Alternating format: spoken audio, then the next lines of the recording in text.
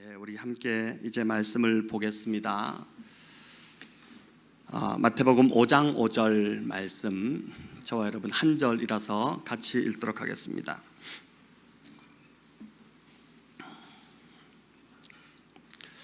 네, 마태복음 5장 5절 우리 함께 읽을까요? 온유한 자는 복이 있나니 그들이 땅을 기업으로 받을 것이며. 네, 아멘. 오늘 이제 온유한 자에 대해서 팔복의 세 번째 복에 대해서 우리가 함께 살펴보고자 합니다. 성도 여러분, 이제 가정이지만 만약 예수님께서 이 시간 나에게 팔복 가운데 한 가지 복을 선택하면 내가 주겠다, 이렇게 이루어 주겠다 한다면은 어떤 복을 선택하시겠습니까? 한번 생각해 보시기 바랍니다. 심령이 가난함, 또 애통함, 의에 줄이고 목마름, 긍휼히 여김, 여러 가지가 있는데 그 중에서도 많은 사람들이 이제 온유를 선택할지 모릅니다. 왜냐하면 온유한 자는 땅을 기업으로 받기 때문에 그렇습니다. 땅값이 비싼 이 시대에 땅을 주신다고 하니 얼마나 좋습니까? 특히 이제 부동산에 관심이 많은 분들은 이 구절이 귀가 솔깃해질 것입니다. 그런데 과연 여기서 말하는 이 땅이 우리가 생각하는 그런 부동산을 의미하는 것일까요? 그래서 오늘도 이제 주님이 말씀하신 이 온유함이 무엇인지, 또 여기서 말하는 땅은 무슨 땅을 말하는 것인지 그 의미들을 먼저 살펴보는 것이 중요할 것 같습니다. 오늘 본문 5절은 세상적인 시각으로 보면 도저히 이해가 되지 않는 이야기입니다. 땅을 소유하는 것과 온유한 것이 어울리지 않는 조합이기 때문에 그렇습니다. 우리는 악착 같은 사람들이 뭘 해도 해내고 또 소유한다고 생각합니다. 악착같이 돈을 모으고 사람들과의 관계에서도 모질고 강해야지 돈을 모아 집도 사고 땅도 사지, 물로 터져서는 아무것도 못한다고 생각합니다. 현실을 보더라도 마음이 약한 사람들이 돈도 잘 빌려주고 또 잘 받지도 못합니다. 그래서 온유한 것과 땅을 차지하는 것은 뭔가 맞지 않는 조합이라고 생각을 합니다. 전쟁 중에 이제 이북에서 내려와서 족발집을 차려서 이제 자수성가한 그 권사님이 계셨습니다. 이분이 족발집으로 꽤 성공하셔서 기업의 수준으로 이제 그 가문을 일구셨는데 마지막 임종을 앞두고 자녀들에게 유언을 한마디 남기셨다는 것입니다. 여러분, 어떤 유언이었을까요? 권사님이셨으니까 예수님 잘 믿고 천국에서 꼭 만나자, 이런 유언이었을 것 같기도 하고, 또는 형제들끼리 내가 가더라도 우애 있게 잘 지내라, 뭐 그렇게 말을 남길 줄 알았는데 자식들에게 단 한마디 하고 돌아가셨다는 것입니다. 이게 뭐냐면은, 얘들아, 족발 고기는 얇게 썰어야 된다.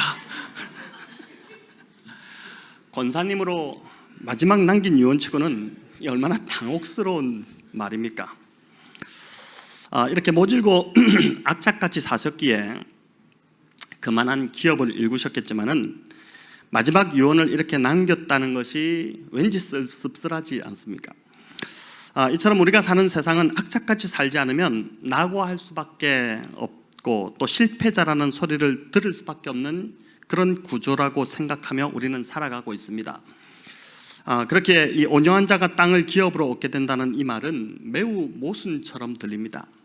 이 세상 가치에 비춰볼 때 그렇게 들린다는 것입니다. 그래서 온유한 자가 땅을 죄송합니다. 안 그랬는데 갑자기 이러네요. 땅을 기업으로 얻게 된다는 이 세 번째 복 역시 매우 역설적 진리이고 세상 나라의 가치와는 완전히 거꾸로 된 가치라고 할 수 있습니다.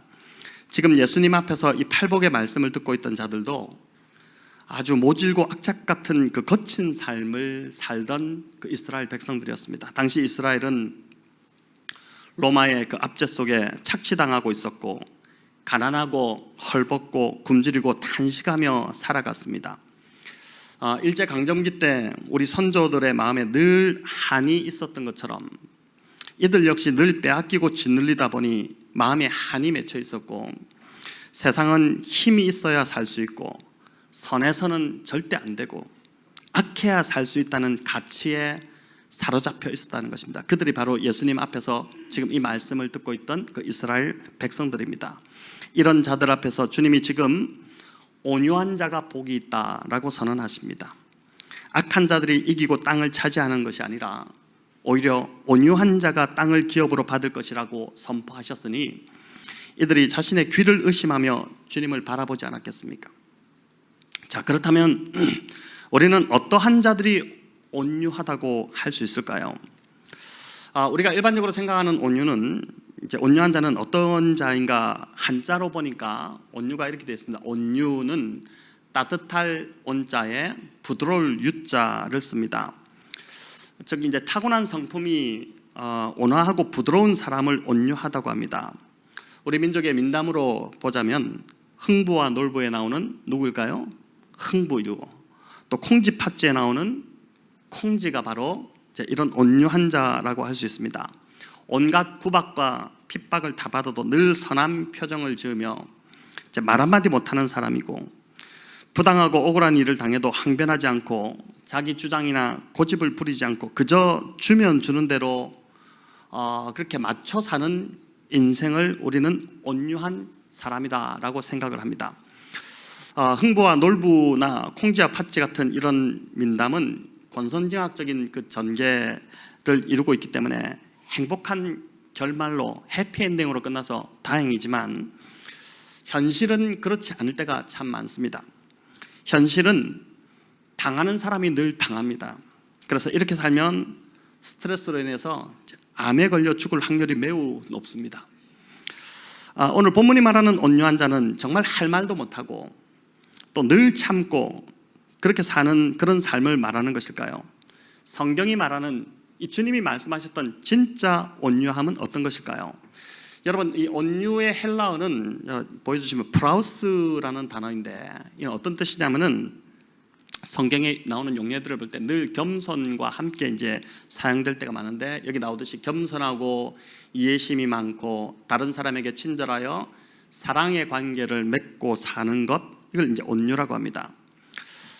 이는 이제 성경이 말하는 온유는 인간이 타고난 성격과는 다릅니다. 갈라디아서 5장에 의하면 온유는 성령의 9가지 열매 중에 하나입니다. 즉 이 말은 온유는 타고나는 것이 아니라 성령으로 거듭난 자들 안에 맺히는 그 성품의 열매라는 것입니다. 그래서 온유는 그리스도와 함께 십자가에 죽은 자만이 가질 수 있는 성품입니다. 정과 욕심을 십자가에 못 박은 자만이 갖게 되는 그리스도를 닮은 인격이 바로 온유인 것입니다. 어떤 사람은 태어날 때부터 성품이 온순한 사람이 있습니다. 우리 교회에 이제 유치부 우리 아기들을 봐도 알 수 있습니다.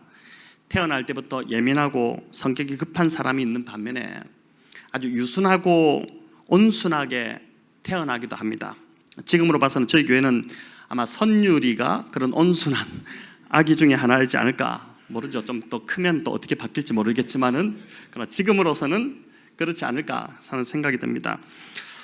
그래서 온순은 출생하면서 받게 되는 성품이지만 온유는 성령으로 거듭남으로 받게 되는 성품입니다. 또 온순은 사람들이 평가하는 성품이지만 온유는 하나님이 인정하시는 성품이고, 온순은 사람의 뜻을 따르는 마음이지만 이 온유는 하나님의 뜻을 따르는 마음입니다. 자, 그래서 종교학자 칼빈은 이렇게 이제 온유를 정했는데, 온유는 부드러운 태도로 말하며, 우리 같이 한번 읽어볼까요? 온유는 부드러운 태도로 말하며 박해에 대하여 쉽게 노하지 않으며 보복하지 아니하며 자기를 향한 악당에 대해 길이 참는 것이다. 자, 이렇게 이제 칼빈이 이야기했습니다. 성경이 말하는 온유함이 어떤 것인지 바르게 이해하기 위해서는 이런 단어의 의미들도 살펴보는 것도 중요하겠지만 무엇보다 예수님의 온유함을 살펴보는 것이 참 유익합니다. 예수님은 친히 자신을 향해 온유한 자다라고 말씀하셨죠. 마태복음 11장 29절에서 이렇게 말씀합니다. 우리 같이 읽어볼까요? 나는 마음이 온유하고 겸손하니 나의 멍에를 메고 내게 배우라. 그리하면 너희 마음이 쉼을 얻으리니. 아멘. 예수님은 자신을 온유한 자다라고 말씀하셨습니다. 그런데 성경을 보면 예수님의 또 다른 면을 보게 됩니다. 마태복음 21장에 보면 예수님은 성전에 가셔서 소와 양과 비둘기 파는 사람들, 그 장사치들을 다 쫓아내시고 또 돈 바꿔주는 자들의 그 판을 다 뒤집어 엎으셨습니다. 성전을 완전히 소란스럽게 만들어버린 것입니다. 또 바리새인들을 향해서는 뭐라고 하셨죠? 독사의 자식들아, 이렇게 했습니다. 여러분, 호통을 이렇게 치셨는데 사실 이게 이제 우리 성경으로는 좀 약간 얌전하게 표현되어 있지만은 그 헬라 원어적인 의미를 볼 때는 욕입니다. 욕. 예수님이 이제 성질도 부리고 욕도 하시고 이렇게 하셨다는 것이죠. 그러니까 제대로 한 성격 있으신 분처럼 예수님이 보입니다. 상대가 상처받을까봐 말도 제대로 잘 못하고, 할 말이 있는데 그걸 잘 전하지 못하고, 또 부드러운 면만 있는 것이 아니라 주님은 진짜 할 말을 다 하셨다는 것입니다. 그럼에도 예수님은 자신을 온유하다고 표현하셨습니다. 그래서 온순과 온유, 이제 구분하자면 온순과 온유는 확실히 다릅니다.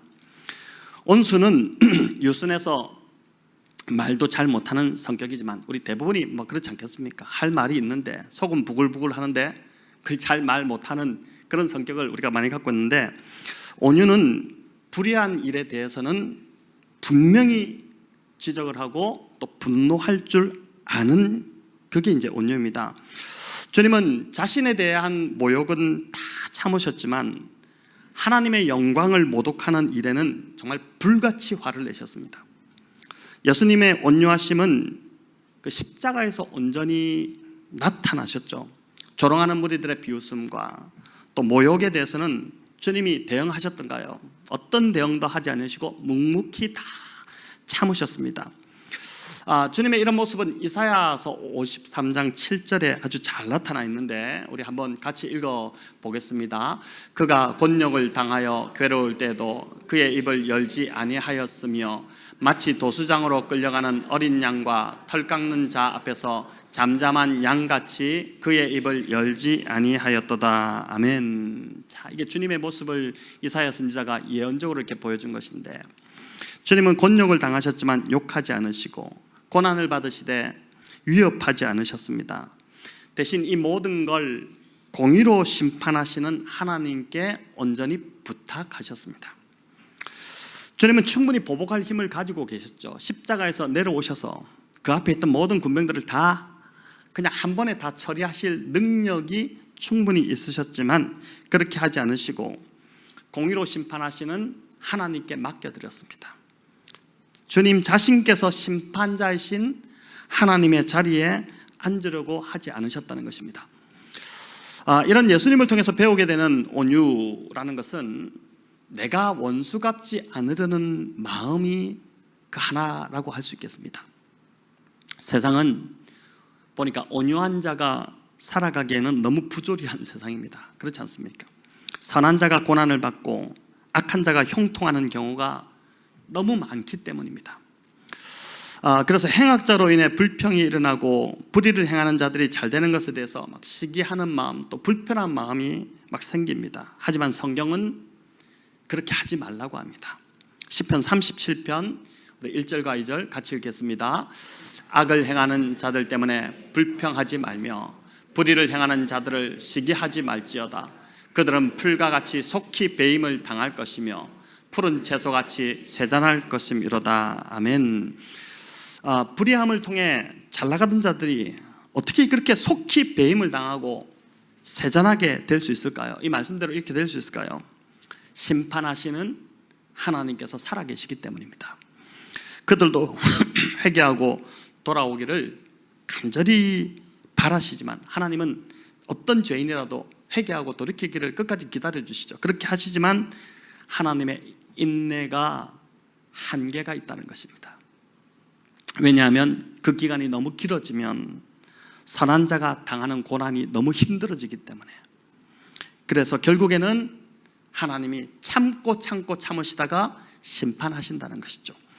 누가복음 9장에는 주님이 보복하지 않으시려는 그 온유한 모습을 잘 드러내는 사건이 하나 나옵니다. 예수님과 제자들이 이제 예루살렘으로 가는 길에 사마리아의 한 동네에 거쳐가려고 하셨습니다. 여러분이 잘 알고 있는 이야기입니다. 이 성경에 나오는 이야기죠. 그 마을 사람들이 주님의 일행을 받아들이지 않지 않습니까? 그러자 성미 급한 이 야고보와 요한이 주님께 대뜸 이렇게 이야기했습니다. 우리 읽어볼까요? 제자 야고보와 요한이 이를 보고 이르되 주여 우리가 불을 명하여 하늘로부터 내려 저들을 멸하라 하기를 원하시나이까. 얼마나 이 참 요한과 야고보가 고약합니까? 이런 요한이 나중에 사랑의 사도로 바뀌는데, 여러분 요한 이러면 사랑의 사도잖아요. 근데 그래서 성령이 하시는 일이 참 놀라운 것이죠. 저는 저와 여러분도 우리 모두가 지금 공사 중이고 바뀌어가는 과정 중에 있는데 우리 모두가 참 얼마나 참 부족합니까? 나중에는 결국은 우리도 이렇게 요한처럼 성령께서 사랑의 사도 같은 모습으로 우리를 바꾸어 가신다고 믿습니다. 근데 이 상황에서 이런 말을 했다면 웬만한 사람 같으면 부하내동에서 같이 막 씩씩거렸지 않겠습니까? 주님도 기분이 상당히 나빴겠죠. 주님을 박대하고 필요 없다 하고 배척한 것이니까 상당히 기분이 좀 나쁜 상황인데, 그럼에도 불구하고 주님은 자신을 받아들이지 않은 이 사마리아 사람들에게 보복하거나 다투지 않으시고 오히려 성숙하지 못한 제자들의 태도를 먼저 꾸짖으셨습니다. 그리고 그 마을을 떠나 다른 마을로 가셨습니다. 그 마을에 불이 떨어지게 한다든지 이런 거 전혀 하지 않으시고 그냥 받아들이지 않으니까 그냥 떠나서 다른 마을로 가신 것입니다. 주님의 이런 온유한 모습을 지켜봤던 베드로는 주님을 나중에 이제 이렇게 묘사를 합니다. 우리 같이 읽어보겠습니다. 욕을 당하시되 맞대어 욕하지 않으시고 고난을 당하시되 위협하지 아니하시고 오직 공의로 심판하시는 이에게 부탁하시며. 아멘. 우리는 누가 나에게 무례하게 행동하거나 또 험담을 하거나 나에게 좀 좋지 않은 소리를 하면 반드시 그 사람에게 보복하거나 그의 잘못된 태도를 고쳐주려고 합니다. 하지만 이런 태도는 빛의 아들들의 태도가 아니라 어둠의 자식들의 태도다라는 것을 주님이 말씀하시는 것이죠. 저도 목회를 해보고 세상을 살아보니까 내가 고칠 수 있는 것보다 고치지 못하는 것이 더 많다는 것을 계속 보게 됩니다. 특별히 사람의 성격은 고치기가 참 쉽지 않습니다. 말한다고 되는 게 아닙니다. 오히려 말하면 더 저항이 거세어집니다. 우리는 이런 경우 이제 불평하기가 쉽습니다. 저 사람 왜 저럴까 하며 힘들어합니다. 때로는 함께 욕도 하고 막 맞붙기도 합니다. 하지만 오늘 말씀은 그렇게 하지 말고 오직 공의로 심판하시는 하나님께 맡기라, 그렇게 말씀합니다. 하나님께서 보시고 판단하셔서 정말 하나님 보실 때 아니라면 정리해 주시고 처리해 주실 것이기 때문에 그렇다는 것입니다. 이럴 때 우리 안에도 평안함이 있게 된다는 것입니다. 이렇게 맡기지 못하면 어떻게 합니까? 내가 하려고 하면 계속해서 불편하고 짜증이 나고 화가 나고 분노가 막 치솟고 그렇게 되지 않습니까? 자, 그래서 내가 고치지 못할 사람 고치느라고 애먹지 말고 오히려 그 사람 때문에 불평하는 나의 불평하는 성격을 고치는 것이 더 빠르다는 것입니다. 그리고 그 사람은 하나님께 맡기고 기도하면 된다는 것이죠. 시편 37편 5절은 이렇게 말씀합니다. 우리 같이 읽어볼까요? 내 길을 여호와께 맡기라. 그를 의지하면 그가 이루시고. 아멘. 온유한 자는 내가 원수 갚으려고 하는 자가 아니라 하나님께 그 문제를 맡기는 자이고, 그게 온유한 자라는 것입니다. 그리고 그렇게 하나님을 의지할 때 하나님께서 이루어 주신다는 약속입니다. 주님을 닮은 다윗 역시 원수 갚기보다 온유한 마음으로 참고 기다렸던 자였습니다. 사울을 죽일 기회가 여러 번 있지 않았습니까? 그는 하지만 자신의 손으로 원수 갚지 않았습니다. 또 아들 압살롬의 반란으로 인해서 갑자기 광야로 다시 쫓겨나가야 되는 그런 참 비참한 상황을 맞았을 때, 그때 광야로 막 쫓겨나가는데 어떻게 됩니까? 사울의 후손 중에 하나였던 시므이라는 자가 뒤따라오면서 계속 뒤에서 다윗을 저주하고 돌을 막 던지고 그렇게 하지 않았습니까? 억장이 무너지는 지금 순간인데 그 따라오는 심의 그 어떤 한 사람이 계속 모욕을 주니까 여러분 그런 상황에서 가만 있을 사람이 누가 있겠습니까? 그런데 다윗은 자신을 호위하던 그 아비새 장군이 와서 말씀만 하십시오. 내가 당장 가서 저놈의 목을 치겠습니다. 그 시므이를 죽여버리겠습니다. 이렇게 할 때 가서 좀 처리해달라 이렇게 한 것이 아니라 만류하죠. 그렇게 하지 마라. 저 시므이의 저주가 하나님으로부터 온 것이라면 내가 받아들여야 하지 않겠느냐. 참 다윗이 그릇이 크다. 다윗이 될 수밖에 없는 비결이 바로 이런 부분이구나라는 것을 우리가 보게 됩니다. 다윗이 숱한 고난 속에서도 평안을 누리고 기뻐할 수 있었던 이유는 바로 다윗 안에 있던 이런 예수님 닮은 온유함, 자신이 원수 갚으려고 하지 않고 하나님께 맡기고 기도하고 기다렸던 이런 온유함 때문에 그는 늘 그 참 시련 속에서도 평안함을 누릴 수 있었고 기뻐할 수 있었다는 것입니다. 성경은 또한 모세도 온유한 자라고 우리에게 알려줍니다. 민수기 12장 3절을 우리 같이 한번 읽어보겠습니다. 이 사람 모세는 더하더라. 자, 이 사람 모세는 온유함이 지면의 모든 사람보다 더하더라. 모세보다 더 온유한 사람은 없었다 이런 말입니다. 여러분 모세가 어떻게 이런 평가를 받을 수 있었을까요? 모세는 젊었을 때 한 혈기 부리던 자였습니다. 애굽의 왕자로. 그래서 자기 힘으로 모든 걸 다 할 수 있다고 여겼던 자였죠.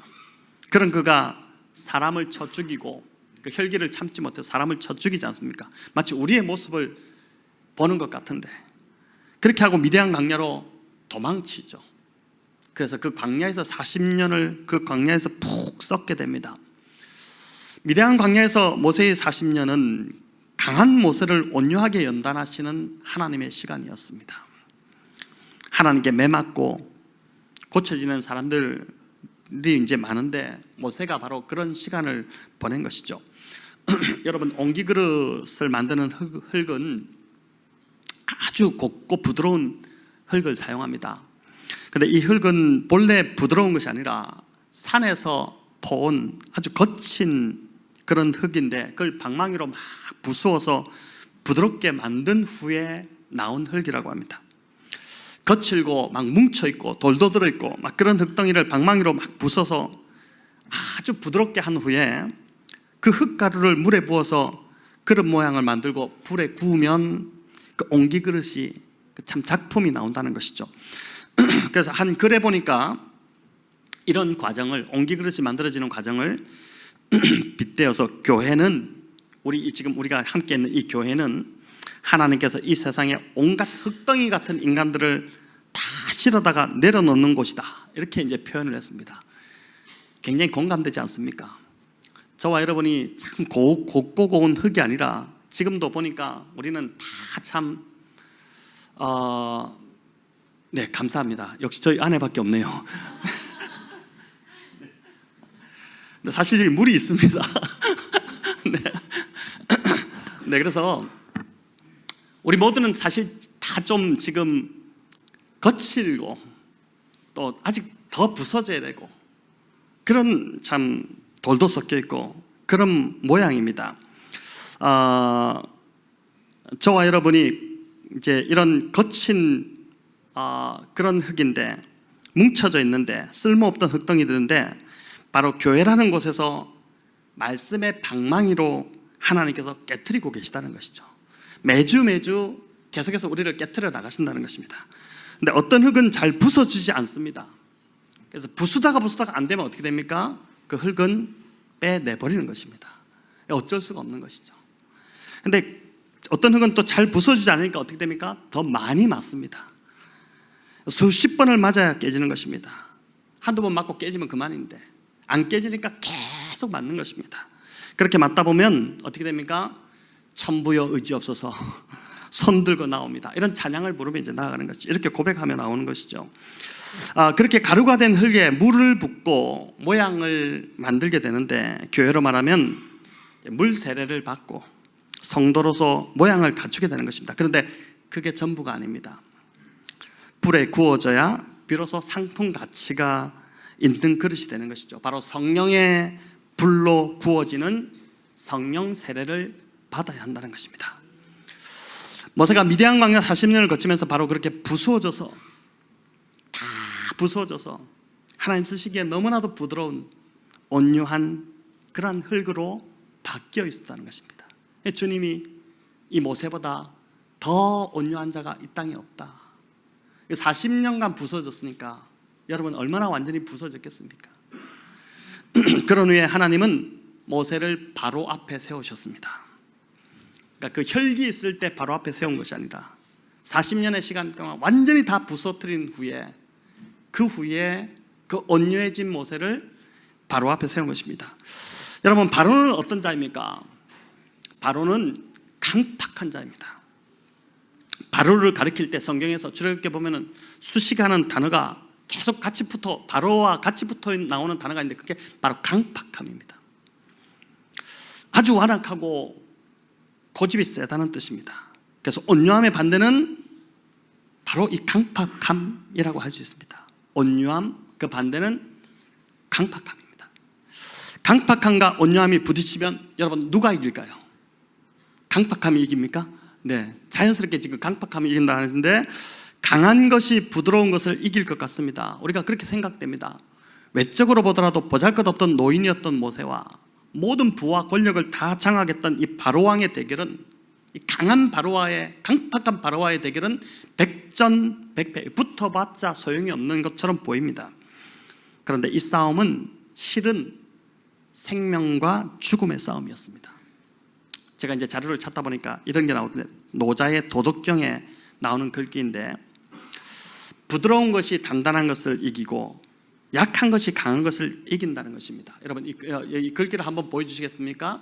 자, 읽어볼까요? 사람이 살았을 때는 부드럽고 약하지만 죽으면 딱딱하게 굳는다.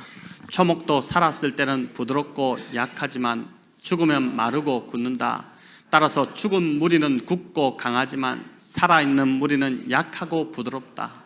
따라서 강한 병사라고 이기는 법이 없고 강한 나무도 그러하니 크고 강한 것은 아래에 있고 작고 약한 것이 위에 있다. 아멘. 자, 이게 노자가 성경을 좀 읽었던 모양입니다. 제가 보니까. 여러분, 모세는 온유했지만 바로는 강팍했습니다. 그러니 바로는 살아있으나 죽은 자였고, 이 강팍한 자, 딱딱하게 굳어있는 죽은 자였습니다. 모세가 비록 강력한 군대와 무기가 없었지만 온유와 겸손으로 모세는 지금 무장하고 있었기 때문에 죽은 자 같던 강팍했던 바로와의 싸움에서 모세가 승리할 수 있었던 것입니다. 모세가 이겼던 것입니다. 성도 여러분, 나이 들고 신앙의 연수가 쌓이면서 강팍해지기보다 온유해지시기를 바랍니다.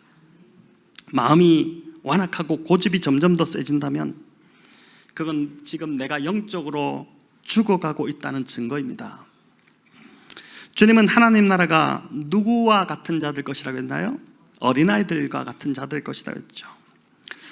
성도 여러분, 우리 교회 성도님들은 세월이 지날수록 점점 더 영적으로 좀 말랑말랑해지는 그런 어린아이 같은 성도들이 다 되시면 좋겠습니다. 주님이 어떤 그리스도든 어떤 그리스도로 빚으시든 간에 빚으시기에 너무 쉬운 자들, 사람을 우리가 쓸 때도 그렇지 않습니까? 직장에서 그렇지 않습니까? 밑에 부하 직원들 이제 하려고 할 때 어떤 사람은 참 쓰기가 불편한 사람이 있지 않습니까? 말 걸기도 참 불편하고, 지금 내가 잘못되었다는 증거거든요. 근데 어떤 사람은 정말 뭐든지 좀 맡기고 싶고 쓰고 싶고 그냥 편하게 좀 해도 될 것 같은, 많이 깨어져 있는 부드러운 흙과 같은 걸 갖고 있다는 것이지 않겠습니까? 주님이 어떤 그리스도든 빚으시기에 너무나도 쉬운 자들, 어떤 주장이나 요구도 없이 그저 주님이 원하시는 대로 빚어지기를 기뻐하는 그런 온유한 성도님들, 그런 성도들이 저희 교회 성도들이 되시기를 간절히 바랍니다. 나무도 껍질이 두꺼워지면 굳어지고 고목이 돼서 어떻게 됩니까? 속이 비고 구멍이 뚫리죠. 그럼 거기 들짐승이 깃들지 않습니까? 하지만 연한 가지에 열매가 맺히고 꽃이 피고 생명이 있게 되는 것입니다. 연한 가지, 아무 힘도 없는데 그 연한 가지에 꽃이 핀다니까요. 거기에 열매가 맺힌다니까요. 딱 하강 굳어있는 고목 죽은 나무에는 아무것도 피지 않습니다. 예수님은 당신께서 온유하시기 때문에 저와 여러분에게도 온유한 자가 되기를 바라십니다. 온유는 어느 정도 수양과 훈련으로 되겠지만 궁극적으로 이 온유는 앞에서 말씀드렸듯이 성령의 열매입니다. 저와 여러분 성령으로 거듭나셔야 됩니다. 지금 어떠한지 나는 알지 않겠습니까? 내 자신은 신앙생활하면서 그저 교회에 왔다 갔다 하는 신앙생활, 또 신앙 좋은 것처럼 그렇게 포장할 수는 있겠지만 진짜 내가 성령으로 거듭났냐는 다른 문제인 것이죠. 에스겔 선지자도 굳은 마음은 성령이 오셔야 바꿀 수 있다 이렇게 말씀했습니다. 우리 에스겔서 36장 26절 같이 읽겠습니다. 또 새 영을 너희 속에 두고 새 마음을 너희에게 주되 너희 육신에서 굳은 마음을 제거하고 부드러운 마음을 줄 것이며. 아멘. 굳은 살, 각질, 발 뒤꿈치 각질 생각나시죠? 그런 각질과 같은 굳고 딱딱한 마음은 불순종의 마음이고 교만한 마음입니다. 성령이 오시면 굳은 마음을 제거하고 부드러운 마음을 주실 것입니다. 여러분, 삼남안상도 태양이 가까이 오는 봄과 여름이 되면 어떻게 됩니까? 식물도 다 연하고 부드러워지지만 봄이 올 때 그 초록의 빛깔이 얼마나 참 마음을 기쁘게 합니까? 하지만 태양이 멀어지는 가을과 그걸 넘어서 겨울이 오게 되면 모든 게 다 마르고 딱딱해지고 굳어집니다. 마찬가지로 우리 역시 매일매일 성령의 은혜가 가까이 임해야 온유한 심령을, 부드러운 심령을 갖게 된다는 것이죠. 이제 마지막으로 살펴볼 것은 온유한 자가 받게 되는 복입니다. 여러분, 오늘 말씀은 온유한 자가 땅을 기업으로 받게 될 것이다. 제가 처음에 땅을 주니까 너무 좋다 이렇게 했는데, 자, 그럼 여기서 말하는 땅은 어떤 땅일까요? 첫 번째 해석은 이 땅은 삶의 터전이라고 해석을 합니다. 시편 37편을 가지고 이제 해석한 것인데, 여러분 시편 37편에도 온유한 자, 즉 의인이 땅을 차지할 것이다 이런 말씀을 합니다.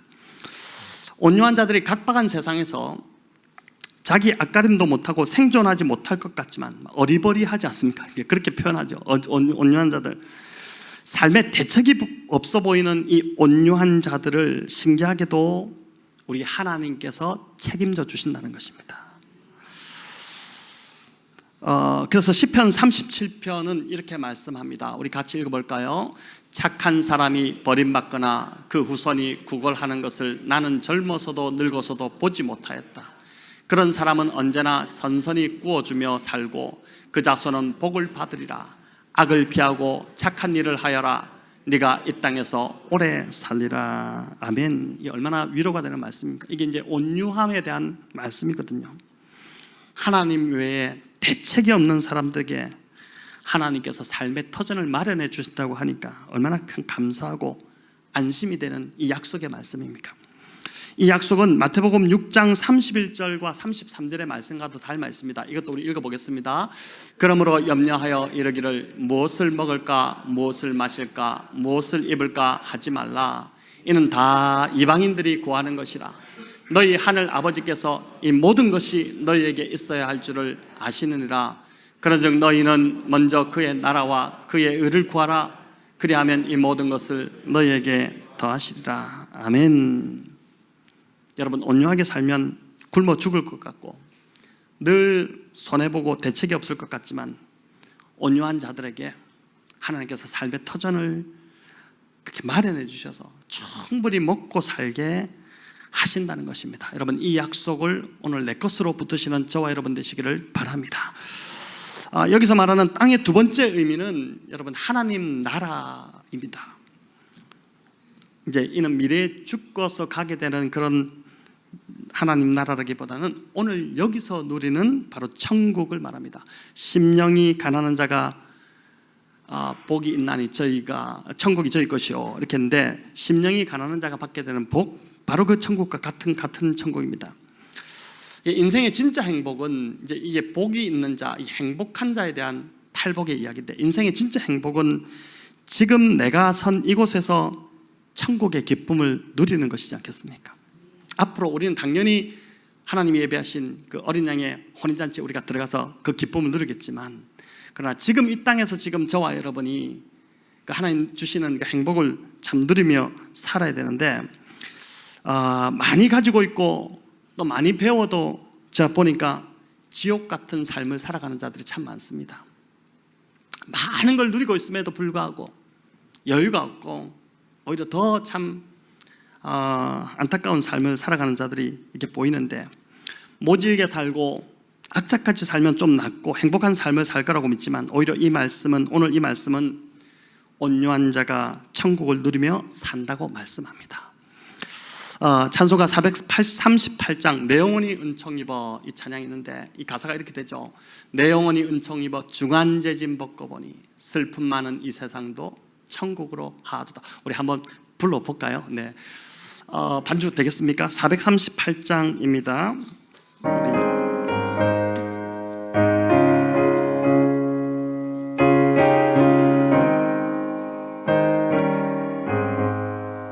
내 영혼이 은총 입어 중한 죄짐 벗고 보니 슬픔 많은 이 세상도 천국으로 하도다. 우리 주의 얼굴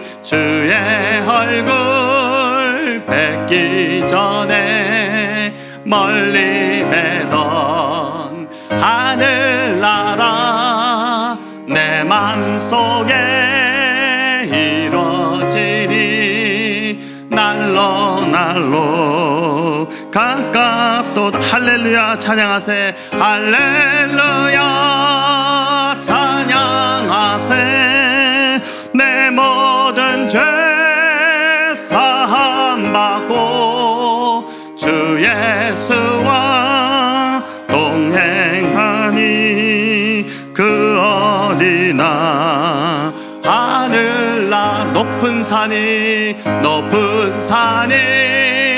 거친 들이 조막이나 궁궐이나 내 주 예수 모신 곳이 그 어디나 하늘나라.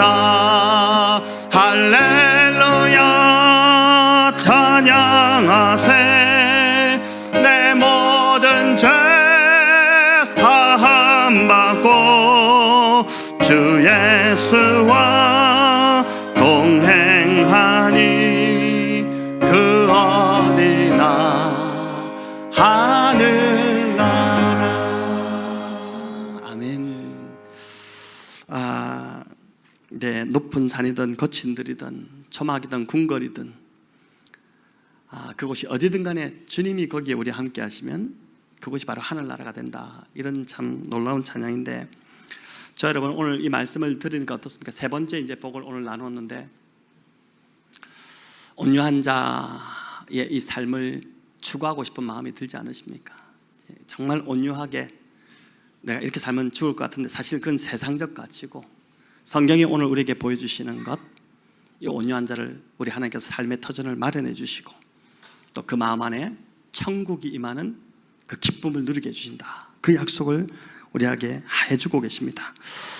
성도 여러분, 이 온유하신 주님 모시고 그 주님 닮아서 나도 온유한 삶을 추구할 때, 그렇게 살아가려고 할 때 그 삶에 하나님 나라가 임한다는 것입니다. 그 천국을 바로 지금 여기에서 경험하시는 온유하고 복된 우리 성도님들 다 되시기를 우리 주님의 이름으로 축원합니다.